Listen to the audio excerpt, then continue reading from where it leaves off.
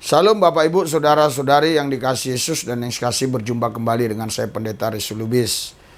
Kemarin sebenarnya saya sudah dapat berita di mana banding Pak Muhammad Kc telah turun yang diponis oleh Pengadilan Negeri Ciamis 10 tahun, tetapi turun bandingnya menjadi 6 tahun. Saya tidak tahu proses hukum yang selanjutnya yang akan dilakukan oleh pihak keluarga atau pengacara. Awalnya sih saya nggak mau menanggapi ini, tetapi karena saya melihat ada video, ya saya akan tampilkan saja supaya kita semua tetap bisa mengingat ya bagaimana penderitaan Pak Kc, dan kita sama-sama mendoakan supaya Pak Kc tetap dalam perlindungan Tuhan Yesus Kristus. Saudara, Bapak Ibu sekalian, sebelum nonton video ini jangan lupa subscribe, tombol lonceng pencet, like, beri komen, follow Instagram Rizky Lubis, FB, TikTok. Iya, itu ya. Semuanya untuk kemuliaan Tuhan. Mari kita saksikan video ini. Semalam kami mendapatkan kabar dari salah satu atau beberapa media cetak online ya, media cetak online yang menyatakan bahwa majelis hakim yang diketuai oleh Bapak Carlison Arianja memutus perkara permohonan yang kami ajukan, permohonan banding, dan mengurangi hukuman Bapak Haji Muhammad Kosman atau H. Muhammad Kosman atau MKC yang sebelumnya divonis oleh Pengadilan Negeri Ciamis selama 10 tahun menjadi 6 tahun, Pak. Nah, sampai saat ini kami belum terima salinan putusannya, namun saya sudah menjalin komunikasi dengan Panitera Muda Pengadilan Tinggi Bandung untuk segera bisa mendapatkan salinan putusan tersebut. Pada intinya, saya melihat bahwa ada secerca harapan, Pak Heri. Ada secerca harapan yang akhirnya menjawab bahwa terhadap putusan sebelumnya, melalui putusan Pengadilan Negeri Ciamis ya, pada perkara pidana nomor 186 Pak Kc, itu memang terjadi banyak kesalahan. Ya, terjadi banyak kesalahan dalam memberikan putusan ataupun membuat putusan. Sehingga pada proses banding ini, Pengadilan Tinggi yang diwakilkan oleh majelis hakim itu memutus perkara dengan meringankan sebanyak lebih ringan 4 tahun. Saya sudah duga ini Pak Heri sebenarnya. Putusan sebelumnya itu tidak berdasarkan keadilan. Ditimbang bukan berdasarkan keadilan, tapi ditimbang berdasarkan selera dan juga ada dugaan kebencian. Nah, ini yang nggak boleh, Pak. Ini yang nggak boleh. Kita kalau berbicara hukum, kalau kita berbicara keadilan itu segala sesuatunya harus ditimbang secara adil. Yang mana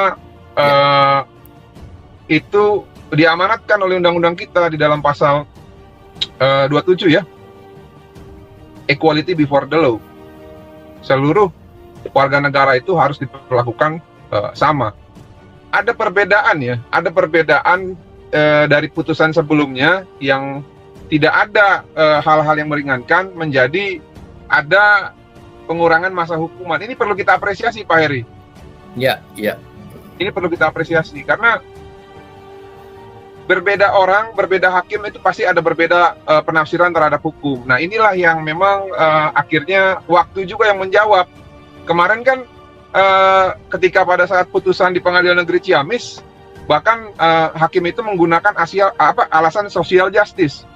Jadi keadilan terhadap Pak Kc melalui putusan itu dicerminkan melalui selera sosial. Itulah yang dimaksud dengan social justice. Nah, ini yang menurut saya tidak adil, Pak. Kalau kita berbicara social justice, kita juga berbicara mengenai adanya potensi disintegrasi bangsa. Yang di sebelah itu ya Waloni juga sama, Pak. Tapi kan perlakuannya berbeda ya. Nah, ini yang tidak equality before the law gitu.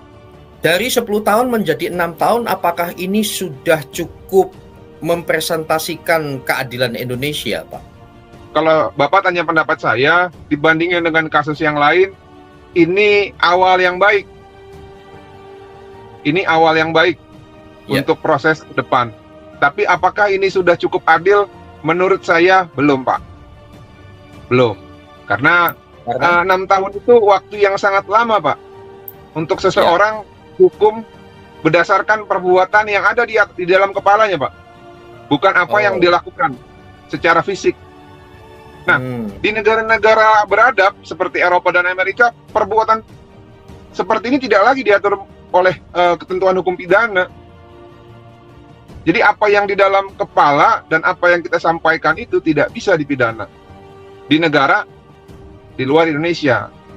Nah, sayangnya di Indonesia hal-hal tersebut itu masih dianggap sebagai perbuatan pidana. Nah, ini yang harus pelan-pelan nanti negara kita semakin berkembang, semakin pendidikan bertambah tinggi, semakin rata-rata warga negara Indonesia nanti pendidikan juga jadi lebih baik.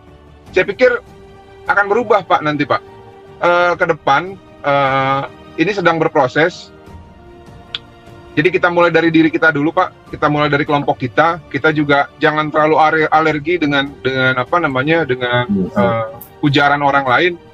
Kita biasakan pemikiran dilawan dengan pemikiran, bukan pemikiran dilawan dengan saling pukulan ya, ataupun mungkin saling bunuh-bunuhan, jangan, ataupun saling lapor-laporan. Sebisa mungkin jangan, Pak. Tapi manakala ada hal-hal yang tidak bisa ditoleransi lagi, seperti dilakukan secara berulang-ulang dan memang masih diatur dalam hukum positif, saya pikir memang ya terkadang ada juga orang-orang yang terpaksa melakukan itu juga sebenarnya memang tidak bisa kita nafikan juga, karena memang ketentuannya memungkinkan untuk melakukan pelaporan terhadap orang tersebut. Nah, kalau menurut saya ke depan lebih baik pelan-pelan dibatasi lah undang-undang yang seperti ini, supaya kita ini dalam bernegara, kita ini dalam bersosial itu bisa lebih bebas dalam mengutarakan pendapat. Iya, dalil lawan dengan dalil gitu, Pak ya. Betul. Ya, oke, Pak. Dari keputusan ini, apakah pihak penasihat hukum masih ada upaya lain supaya lebih meringankan lagi? Karena kan kita punya pembanding, Pak. Dibanding Yahya Walauni jauh sekali. Kita punya alasan-alasan yang sangat tepat bahwa Yahya Walauni itu juga lebih parah lagi. Apakah ada upaya lagi, Pak, supaya MKC lebih diringankan lagi? Ya, kalau kita fokusnya nggak di situ, Pak. Nggak di si Yahya Walauni ya, tapi memang salah satu pembandingnya itu kalau berdasarkan sosial ya, Pak, ujung-ujungnya akan ke arah situ. Bahkan ada juga yang membandingkan terhadap kasus terorisme ya, Pak. Saudara, ya. Dan juga seorang mualaf juga, Ferdinand Huta Heian, yang divonis hanya 5 bulan. Ya, sebenarnya gini, itu implikasi terhadap cerminan putusan yang ada, yang waktunya itu berbarengan dengan kasusnya Pak KC. Jadi memang terkadang yang mengaitkan itu adalah sosial juga, masyarakat juga, dan juga yang pasti para praktisi hukum juga banyak juga yang melihat ke situ. Sebagai contoh, Pak, teman-teman saya juga kan ketika saya berpartner ini banyak juga yang mengatakan kok bisa ya, katanya gitu kan. Dan banyak dari mereka itu justru bukan dari kelompok ataupun dari seiman dengan kita. Nah, saya pikir hakim pun akan mempertimbangkan masalah itu gitu loh, walaupun memang itu bukan salah satu materinya gitu loh, Pak. Nah, mengenai tindak lanjut, saya dan rekan-rekan Bang Kamarudin, Febri, Desi, dan juga kita juga sudah konsultasi dengan Pak KC. Kita sepakat, Pak, bahwa pengurangan masa tahanan ini tetap kita apresiasi, ya. Pengurangan masa pidana ini kita tetap apresiasi, tapi kita akan berjuang lagi untuk proses yang selanjutnya, Pak. Karena kan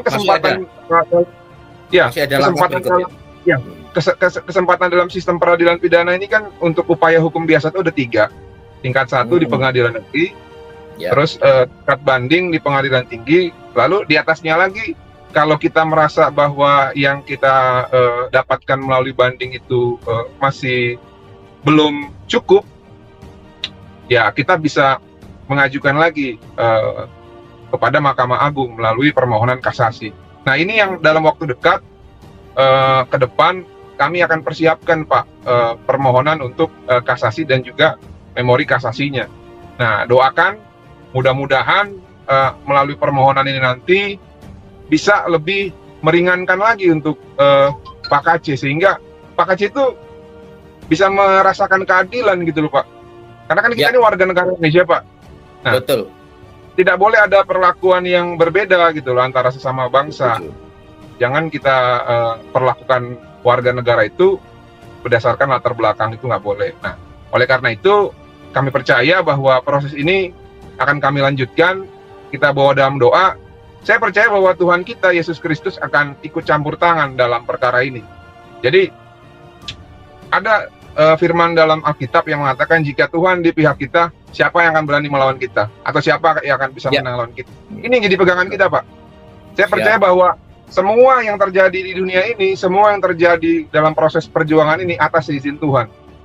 Jadi, kita serahkan semua nanti proses ini kepada tangan Tuhan, dan juga kita usahakan yang terbaik dari usaha kita, usaha manusia. Ke depan saya pikir kita akan mendapat hasil yang lebih baik, Pak. Perjuangan yang luar biasa, yang tidak mudah. Saya juga sudah melihat langsung bagaimana perjuangan para penasihat hukum ini, saudara, langsung ketika di Ciamis, dan perjuangan belum berakhir. Ini bukan soal terima tidak terima, tetapi soal menegakkan keadilan di bumi pertiwi ini. Betul, Pak Martin? Setuju, Pak Heri. Tadi kita sudah sama-sama menyaksikan video di mana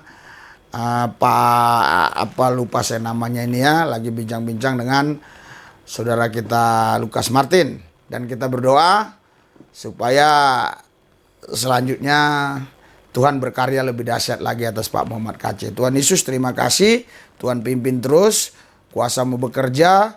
Kami percaya tidak ada yang mustahil bagi Tuhan. Kalau Tuhan berkata bebas, pasti bisa bebas. Tapi kehendak-Mu yang jadi, Tuhan Yesus. Terima kasih Tuhan, dalam Yesus kami berdoa. Haleluya. Amin.